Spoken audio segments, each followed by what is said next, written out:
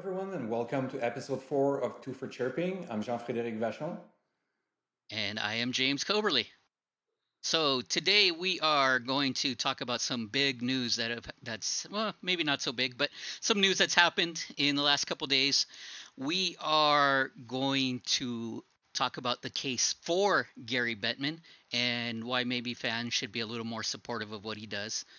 Uh, JF and I are going to debate ads on jerseys and talk about whether we like them or not, and we'll have our hot take: who's going to win the Norris Trophy this year?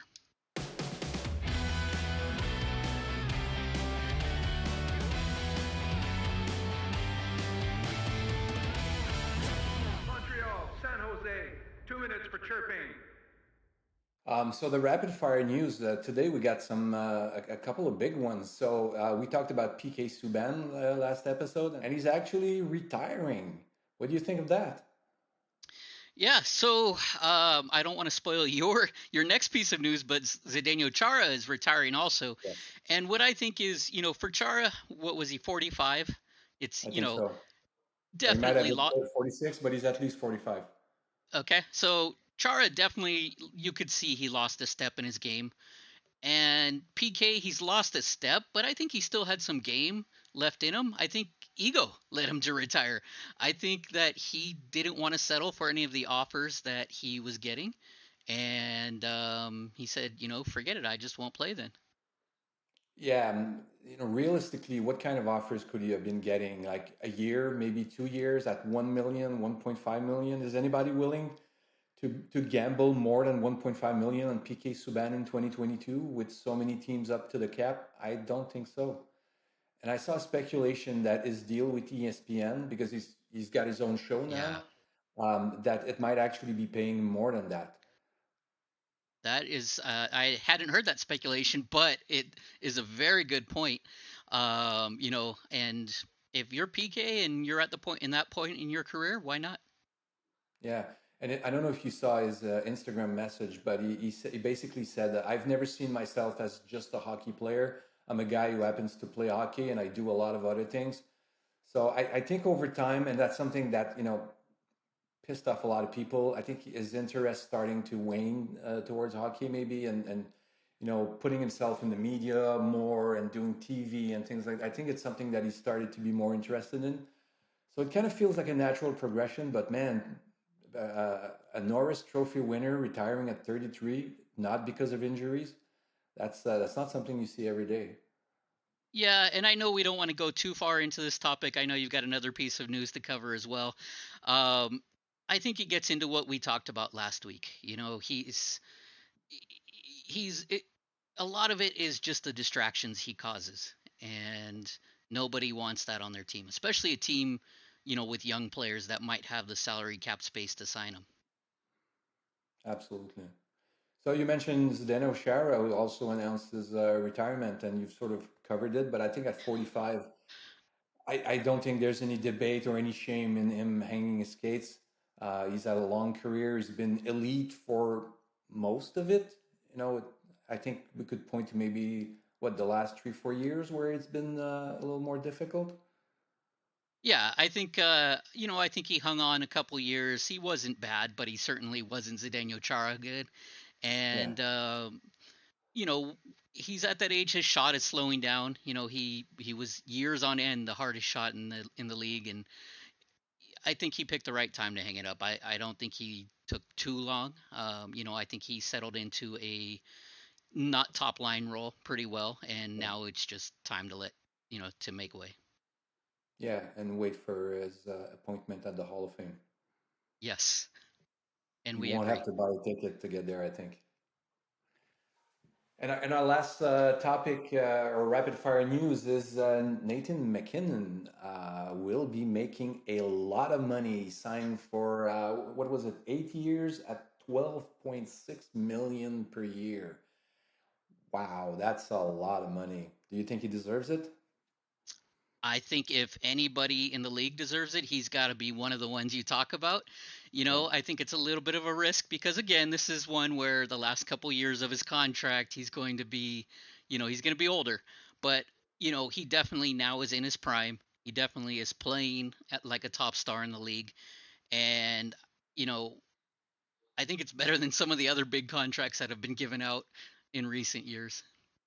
I think the Avalanche are banking on the cap going up for those 8 years, so that at some point, 12.6 million will not sound as bad as it does now. Not, maybe bad is not the right word to use, but they're hoping that by the end of his contract, he's not even the highest paid player on the Avalanche. Oh, it'll have to be Makar, but we'll get into that perhaps Yeah. later. And that strategy has worked out very well for the Maple Leafs.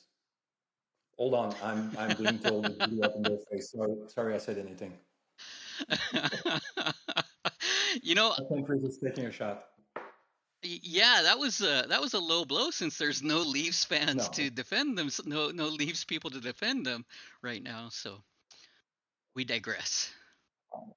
yeah, we digress. So then we've got the case for Gary Bettman. So Gary Bettman is an easy target. You know, he gets shit on by so many people, including myself. You know, attending the draft this year was a dream come true. I was able to boo him in person.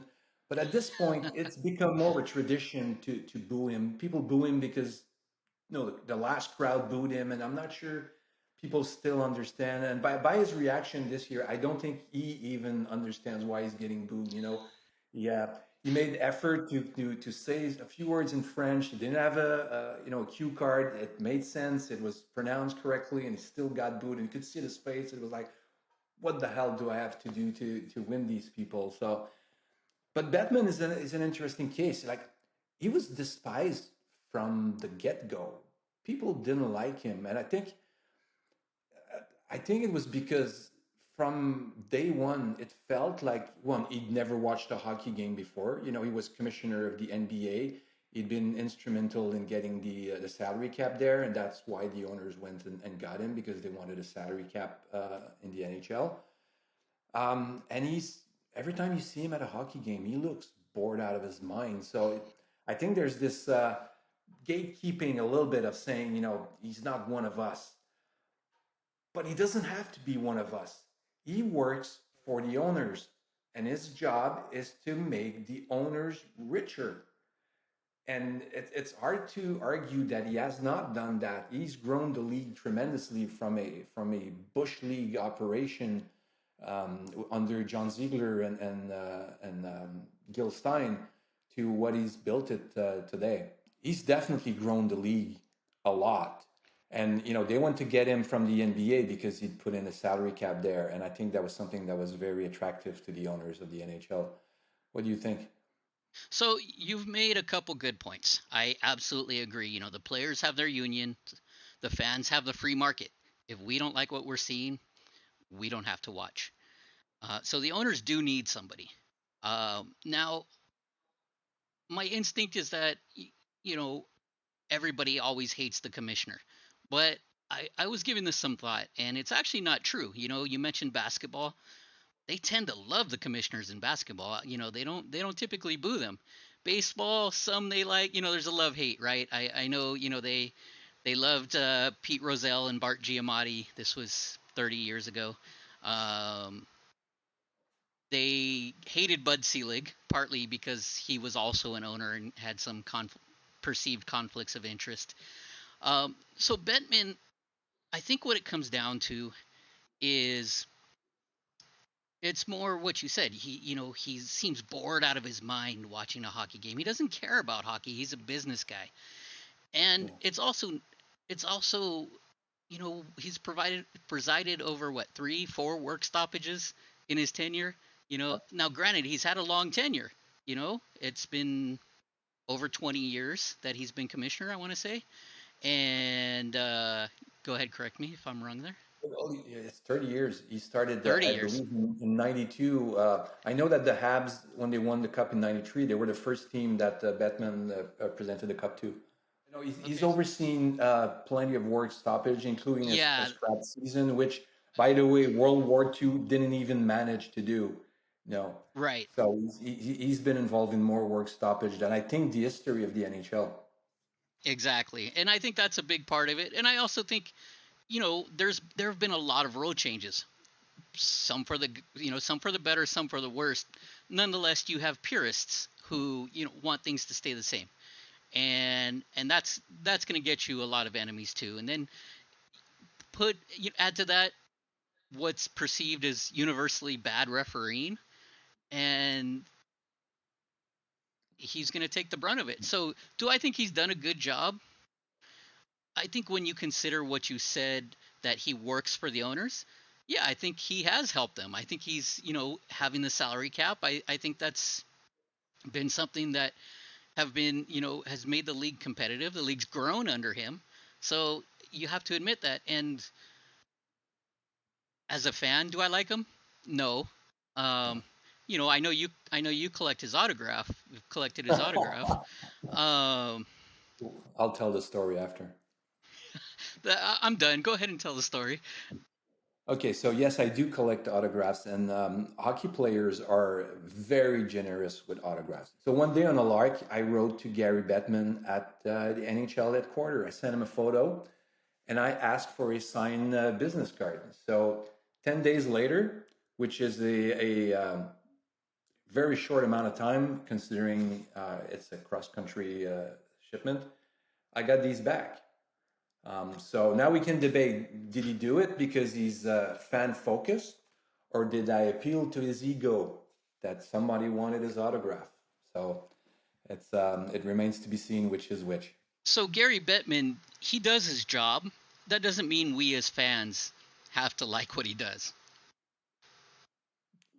Yeah, because he's not working for us, in a way, and we're except for when it helps to grow the business, he doesn't have our best interests at heart. Now, there's one element also from the Bettman mystique or persona is expansion. So he's driven expansion very hard to non-traditional markets. So I know there's a lot of fans from traditional markets, which I'm from and you're not. Uh, that hold that up. No, it's true. But San Jose, the Sharks have been successful, and I think it proves that Bettman is right to try to expand, definitely. But we'll at some point we'll talk about the Coyotes. Definitely, that's an experiment that Bettman has been very lenient on, to the point where it hurts the hockey related revenue. It hurts the players' escrow. You know, Successful markets have to uh, redistribute some of their profits to pay for markets like that. But it's definitely a business approach that he takes towards the Coyotes. It's covering Arizona, being able to have a better TV contract because they're in more markets. And I believe the owners of the Coyotes are involved in gambling, so it's all part of a business approach that is totally different than a fan-driven approach. I think that's a good transition to our next topic. When you're talking about revenue, talking about ads on uniforms. Oh yeah, so we knew the day would come. We hoped it would never come, but it has come. I gotta say, I fucking hate it with all my heart. The ads on the helmets, okay. Oh, that's no. At first, it jarred me a little bit, but after a few games, I was like, okay, whatever. I definitely don't want the jerseys to become like the football jerseys in Europe, where you have to look for the team name on it. And I know some people say, no, hockey is not going to be like this. You got Tom Durden in Carolina who says, if I could sell every inch of the jersey for ads, I would do it. So, let's not kid ourselves. This is just the first step. Um, and I'm really freaking disappointed that the Habs were one of the first six teams to put an ad on their jersey. I mean, books have been written about this jersey. Sorry, songs have been written about this jersey. It's symbolic in Quebec culture, and it should have been the last one to sell out. So how do you really feel? I fucking hate it with a passion. So I think my answer is actually going to surprise you. I'm a little bit of a purist, as you know, and I actually don't mind like a shoulder patch, and I actually prefer that to the helmets. In fact, A couple observations there. So the first thing I want to observe is you had the jersey manufacturer's logo on your uniforms, for decades, and no one cares, no one notices. But if it's, Different. I don't know, is it? So, so here's the thing. I am a fan of what we would call soccer, and my favorite team, they're sponsored by a nutrition company that's multi-level marketing, I think, is the nice way they say it. And and Pyramid when we're scheme. big and what's that? Pyramid scheme. I didn't say it. And so much for getting advertising revenue from them. But but you know, and you're right. Their logo is bigger than the team logo on the jersey, and I don't want that. I definitely don't want that. But if it helps the teams to to make that money, to whether it's to keep ticket costs down or to sign big name players, then I'm all for it. What I'm not for, I don't want it to become like the European leagues, or like the soccer, where it's just nothing but logos, or race car uniform, racing uniform, right, where it's Yeah. nothing but logos. Um, and if they're getting this extra revenue and it's not being passed on somehow, if it's just padding the owner's pockets, then I'm not a fan of that either. And the reality is that's probably what's going to happen. It's what's But going to happen. I could understand Arizona saying, you know what, we're going to sell a couple of patches on the jerseys because we need money to come in to be able to afford a team.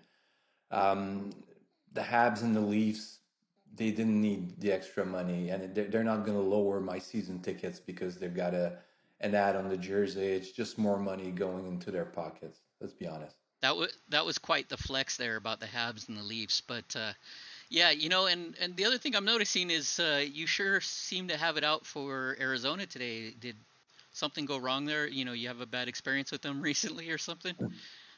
I'm just an average hockey fan. Everybody's getting out for Arizona. You should know. You know, yeah, I don't have a problem with Arizona. I think it's a little embarrassing, what's happening Yeah, with it their is. franchise, but maybe we should talk about that in our next episode. That's actually a good idea. Let's write this down, Yeah. and we'll talk Eh, about it next week. it's great that we just spontaneously thought of that. Yes, absolutely. All All right, right. so So go it's time ahead. for the hot take. Yes. We've been going through the major trophies. So this week, who do you think will win the Norris Trophy, awarded to the best defenseman? And let's be honest, it's usually the best offensive defenseman. If we So look at recent, do you want me to list the recent winners? yeah, absolutely. So in 2022 was Cale Makar. 2021 was Adam Fox of the Rangers. 2020 was Roman Yossi of the Predators. 2019 was Mark Giordano of the Flames. 2018 it was Victor Edman of the Lightning. Wow. 2017 Okay. was Brent Burns of the San Jose Sharks. So we quite a So list of elite defensemen there. definitely that Burns guy was pretty good. Yeah, it was okay, huh? They were all pretty good actually. So I kind of teased it at the top of the show. I I I think that Cale Makar is hands down the best defenseman in the league right now. I think his his defensive game is very solid, and I'm glad you mentioned that it often goes to the best offensive defenseman because, let's be honest, until the last couple years, Drew Doughty probably should have been in the conversation year after year after year, but he just is too defensive. Uh, Offensively, I think you've got Makar and Yossi even in the conversation, and Yeah. and and when you include the defense and the team around him, I think Makar gets it hands down, back to back. I, yeah, when we talked about goaltenders, there's always this random element that fucks up any prediction. It's really hard from year to year. Defensemen, they usually go on a streak and they're pretty much always in contention. It's always the same group with maybe one person that starts to get into the group. We're probably getting into the Makar years. Up until this moment, I wanted to pick Yossi, to be honest, because I think he's the only one who has a shot of being a wild card, barring somebody having a career year. But I think it's going to be Makar. It's so difficult, and I've seen arguments that it's going to be shortest off season. He's not used to this. Oh, bullshit. He's a professional athlete. And just because he went on a few weeks bender celebrating the cup doesn't mean he's not going to be ready for the season. It might run out of gas come playoffs time, but that's not what the trophy is being voted on. So this week's category is not going to be the one that's going to be a tiebreaker if we need one, because I'll go with Makar too. And I do want to, while we agree on this, I do want to add some more to that. You mentioned seems to be with defensemen a group, and I would say that's, I don't know how you're doing it this week. You're making a lot of good observations. I guess you slept well. Maybe you got a lot of rest Had a this long off season. weekend, so. Okay. So, I mean, if you look at the group and you listed them in the past winners, right? Yeah. You've got Makar, you've got Fox, you've got Yossi, you've got Hedman, right? And I think that's the group. And Hedman's, he's starting to get to the, to the end of that group, but Makar's coming on strong, and he's what, 24? So Something like that, don't quote me on that.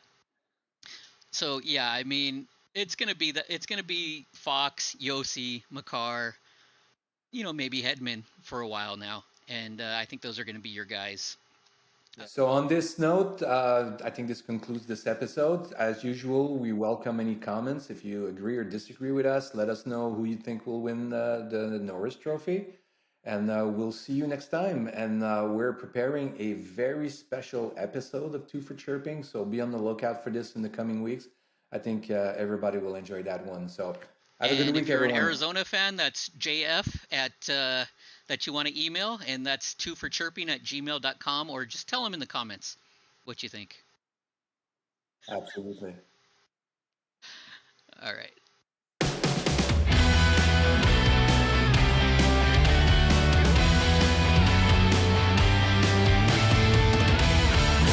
Montreal, San Jose, 2 minutes for chirping.